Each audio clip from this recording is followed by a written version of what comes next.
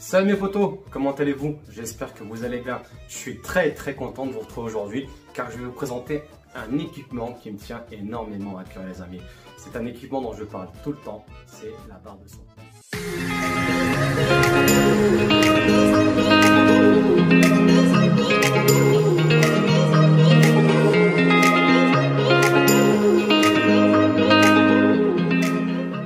Les amis, j'ai récemment acquis un ensemble TV plus barre de son.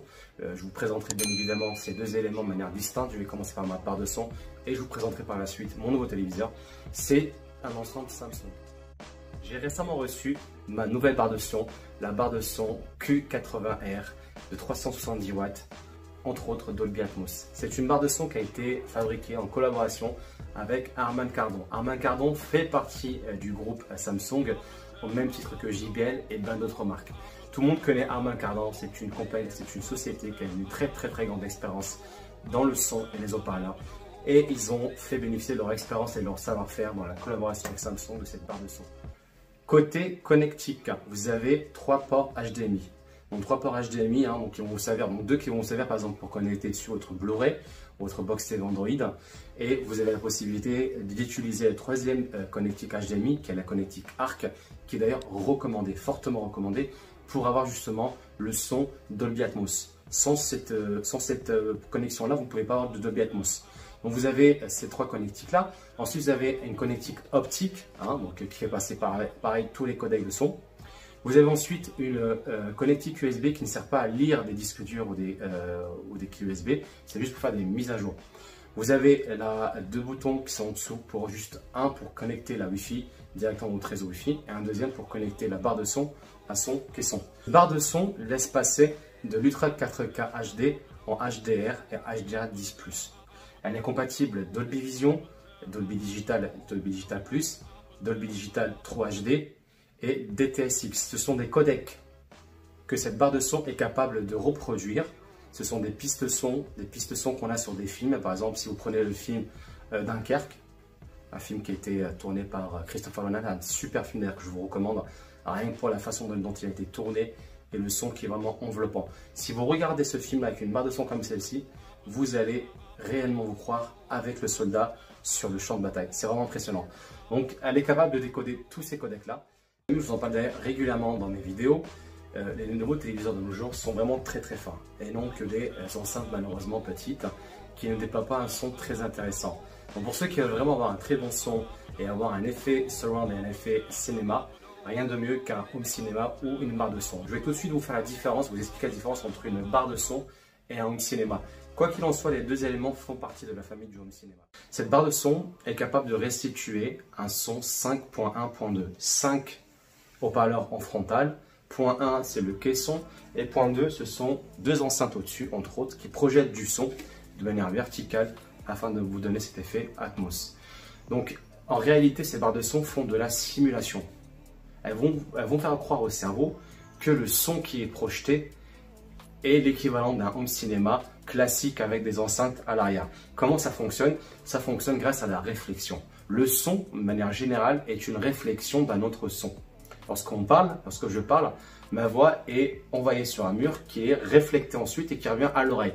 C'est de la réflexion, tout simplement.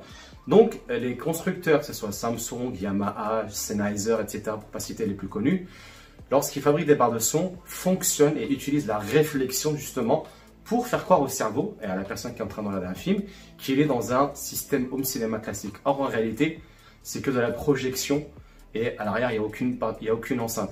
C'est toute la prouesse technologique qui fait qu'aujourd'hui, ces barres de son, c'est vraiment des bijoux de technologie bourrés d'électronique qui justement sont capables de décoder pas mal de sons.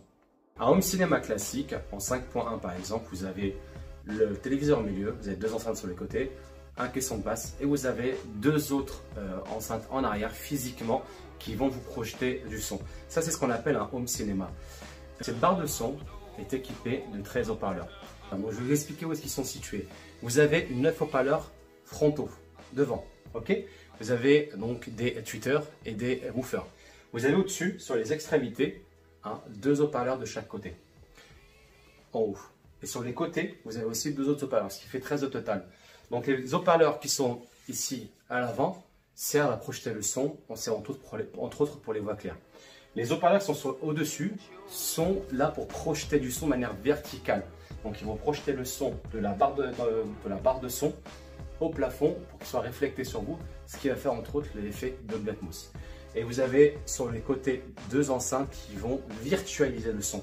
Donc l'ensemble, lorsqu'il fonctionne avec le caisson de basse, ça fait 14 enceintes, donne un son homogène, équilibré, qui vous fait justement ressentir cet effet d'enveloppement, de surround, etc.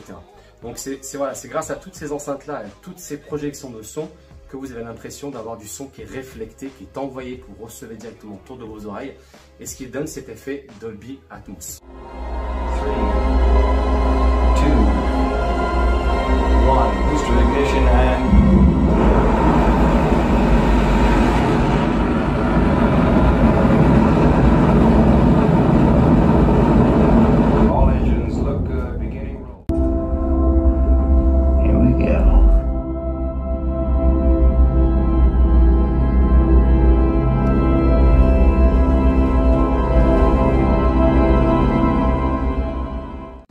Cette barre de son est compatible avec Alexa. Donc elle n'est pas avec Alexa intégrée, c'est différent. Alexa n'est pas intégrée à la barre de son, mais elle est compatible à l'enceinte. Il suffit d'installer la skill dans votre application Amazon.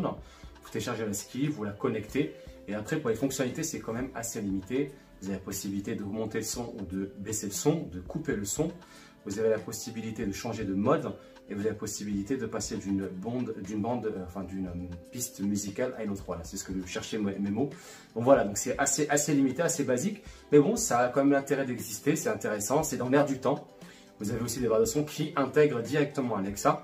Donc vous n'avez pas besoin de l'Amazon Echo Dot pour justement contrôler Alexa. Tout ça a des avantages d'avoir deux équipements dans les marques du même écosystème. Et là en l'occurrence c'est Samsung. C'est de pouvoir contrôler la barre de son avec une seule télécommande. Voilà, ça facilite la vie. Ça évite d'avoir deux télécommandes. Hop, j'attrape la deuxième, excusez-moi. D'avoir deux télécommandes et de dégainer les deux, de ne pas savoir laquelle utiliser. Donc avec celle-ci, vous pouvez facilement utiliser les deux, la télé plus la barre de son. Autre chose, cette barre de son propose différents modes de son. Donc, je vais vous les montrer à partir du téléviseur, vous pouvez les régler directement. Donc on va aller dans Réglages directement et vous avez, hop, mode son. Vous avez ce qu'on appelle un mode adaptatif, son adaptatif. Donc ça c'est un mode qui va remplacer le micro qui manque dans cette barre de son. Les barres de son de gamme ont en général un micro intégré qui sert à mapper, à faire un mapping, c'est-à-dire en fait qui va détecter la pièce dans laquelle vous êtes de manière acoustique et sonder la pièce. Et à partir de là, il va adapter, la barre de son va adapter la sortie du son par rapport à la pièce dans laquelle vous êtes. Cette barre de son, on n'est pas équipé. Ceci étant dit, il y a un système électronique qui ne remplace pas le mapping, mais qui essaie de s'en rapprocher. C'est ce qu'on appelle le son adaptatif. La barre de son va automatiquement détecter le contenu que vous êtes en train de regarder par rapport à la scène et par rapport à l'environnement dans lequel elle est, et elle va adapter le son. Elle va changer de mode de son automatiquement. Vous avez ensuite les modes de son standard. Donc classique, c'est un mode que je recommande pour aller par exemple les informations. Vous avez le mode surround. Vous avez le mode son, donc le mode jeu, le mode jeu qui est bien évidemment comme son nom l'indique pour le gaming, que vous avez une PlayStation ou une Xbox, c'est le mode que je vous recommande. D'ailleurs cette barre de son est une barre de son très performante sur le gaming. Et je reviens encore à l'adaptatif, donc c'est ce qu'ils appellent le mode intelligent. La barre de son va automatiquement s'adapter par rapport au contenu que vous avez et essayer d'adapter le son par rapport à la scène, etc. Et ça va essayer de compenser un peu le micro qui manque dans cette barre de son. Arrive le moment de la conclusion. Alors, je vous ai vraiment fait le tour de manière générale sur l'ensemble des caractéristiques de cette barre de son. En conclusion, c'est une excellente barre de son. Je la recommande, mais plus. Je précise une chose.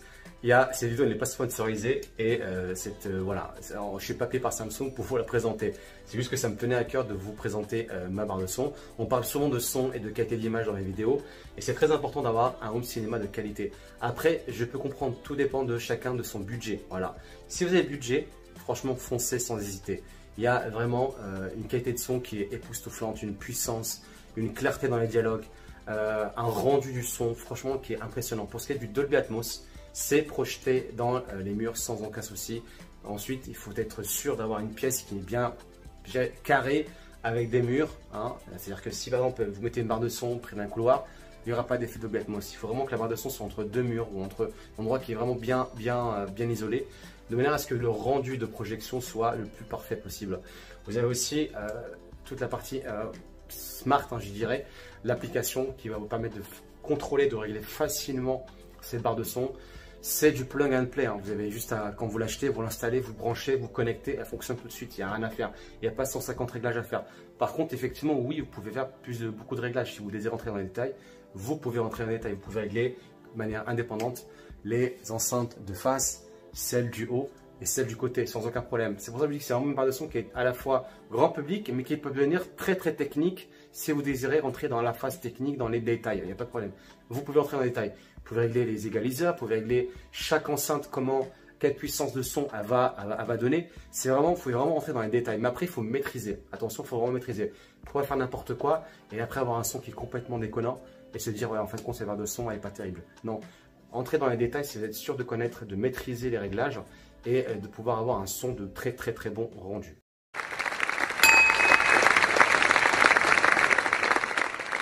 Cette barre de son, c'est les codecs. Elle sait pratiquement tout lire. Elle lit du Dolby Digital, du Dolby Digital Plus, du True HD, du Dolby Atmos, du DTS et du DTSX. Ce sont les principaux codecs qu'on a aujourd'hui sur du Netflix, qu'on a sur du Amazon Prime, qu'on a sur du Rakuten, sur du Disney Plus. Ce sont les principaux codecs. Elle sait tous les lire.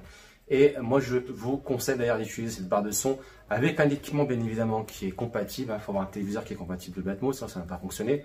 D'utiliser le Dolby Atmos dès lors que la bande de son est en Dolby Atmos. Ça vous change complètement l'aperçu et l'expérience que vous vivez lorsque vous regardez le film. Ça n'a rien à voir, c'est vraiment autre chose. Moi, j'ai été tout le temps en DTSX, en ancienne barre de son, lorsque j'ai acheté celle-ci. Et j'ai commencé à voir sur Netflix le logo Dolby Atmos. Déjà, ça m'a fait super plaisir. Et deuxièmement, le son n'est pas le même. Ça n'a rien à voir. C'est vraiment autre chose. C'est impressionnant. Donc voilà, un des avantages de cette barre de son, c'est qu'elle sait tout lire. Troisième avantage, c'est qu'elle est adaptative. C'est-à-dire qu'en fait, Samsung va régulièrement faire des mises à jour. Des mises à jour pour le software de la barre de son, pour les réglages, mais aussi pour l'application qui contrôle la barre de son. C'est adaptatif. C'est-à-dire qu'en fait, régulièrement, Samsung sur ses flagships fait des mises à jour. Elle n'abandonne pas de son équipement. Je ne parle pas des équipements d'entrée de gamme qui d'ailleurs n'ont pas de connectique Wi-Fi, mais là sur ses flagships, il y a régulièrement une mise à jour. C'est la facilité d'installation et d'utilisation. C'est du plug and play. Vous l'achetez, vous l'installez, ça prend quelques secondes, vous la branchez, vous la connectez, vous installez l'application. Vous en avez maximum pour 10 minutes de configuration. Et après, le reste, c'est elle qui s'en occupe. Ça, c'est un super avantage. Et pour ceux qui ont des téléviseurs Samsung, n'allez pas acheter du LG ou du Yamaha. Yamaha, oubliez ce que j'ai dit sur Yamaha, parce que Yamaha, c'est une autre dimension. Mais maintenant, si vous avez un téléviseur Samsung, achetez une barre de son Samsung. Pourquoi? Parce que c'est le même écosystème, c'est compatible à 100% et c'est facilement contrôlable avec une seule télécommande. Et puis moi, j'aime les Samsung aussi, donc c'est pour ça que je vous recommande d'acheter une barre de son Samsung. Après, on va passer sur des points négatifs. Il n'y en a pas beaucoup, mais j'en ai quand même détecté quelques-uns. Premier point négatif ou axe d'amélioration, comme vous préférez, la chose à améliorer, c'est l'encombrement. Elle est vraiment encombrante. Elle est mastoc, elle est massive cette barre de son. Quand on la porte, on sent qu'elle est massive, elle est vraiment balèze. Hein. C'est à la fois rassurant en disant que c'est costaud, ça va durer longtemps, mais pour ceux qui n'ont pas beaucoup d'espace chez eux, c'est un peu problématique. Heureusement que mon téléviseur 90R, enfin le Q90R, a un empattement assez élevé. Donc la barre de son vient se glisser en dessous de manière nickel. C'était pas fait exprès. Hein. Et d'ailleurs, ce sont des barres de son qui sont normalement faites, adaptées à 100% pour la gamme QLED de Samsung. Ceci étant dit, je vous rassure, vous pouvez utiliser ces barres de son avec une autre marque, hein, LG, Sony, etc. sans aucun problème. Ou avec d'autres types de téléviseurs Samsung sans aucun souci. Moi, ce qui m'a plus un peu marqué, d'ailleurs, ça n'a pas été une gêne pour moi parce que j'ai la solution, mais je pense à ceux qui n'ont pas beaucoup d'espace, elle est encombrante. Autre chose, je l'ai dit dans la vidéo, malheureusement, on n'est pas équipé d'un micro pour le mapping. Ça aurait été top, vu le prix qu'elle coûte, hein, d'avoir une sonde qui permette justement, lorsque vous l'installez pour la première fois et que vous la réglez, de pouvoir sonder la pièce dans laquelle vous êtes de manière à vous restituer un son très fidèle. D'ailleurs, il est déjà fidèle, le son est déjà presque parfait, il n'y a rien à dire. Mais avec une sonde, avec un micro intégré, ça aurait été un plus, je pense, pour justement détecter les obstacles, détecter un peu la configuration de la pièce dans laquelle est la barre de son. Ça aurait été un plus pour justement adapter le fonctionnement de chaque haut-parleur, parce que là, au-dessus, vous avez 13 haut-parleurs. Donc avec un micro intégré, ça aurait été un peu mieux. Les amis, pour finir, Et il n'y a plus qu'à prendre la télécommande, lancer Netflix et se regarder un bon petit film en Dolby Atmos. Voilà, il n'y a rien à dire. C'est tout. J'ai que ça à vous dire. Je vous recommande fortement cette barre de son. Achetez-la si vous en avez le budget, l'envie. Mais pour ceux qui sont tentés ou qui hésitent encore, franchement, elle est vraiment magnifique. Après, voilà, si vous êtes en appartement, vous risquez de vous faire des ennemis. En pavillon, vous pouvez la lâcher, il n'y a aucun problème, elle va se faire plaisir. Bah écoutez les amis, j'espère que cette vidéo vous aura plu. En tout cas, moi j'ai fait mon maximum, j'ai essayé d'être le plus clair possible. Je ne suis pas un pro, je ne suis pas un spécialiste du son, je ne suis pas Pépé Garcia, même si j'ai beaucoup d'admiration pour lui. Voilà, j'essaie de vous expliquer avec mes mots et mon peu de connaissances ce que j'ai ressenti, ce que j'ai cru comprendre de cette barre de son. Je suis sûr qu'il y a des choses que j'ai oubliées, je suis sûr que je n'ai pas tout dit. J'ai peut-être dit des bêtises, j'en sais rien. Mais bon, quoi qu'il en soit, j'ai essayé de faire du mieux que je pouvais. Donc mettez un pouce bleu, partagez au maximum mes vidéos les amis.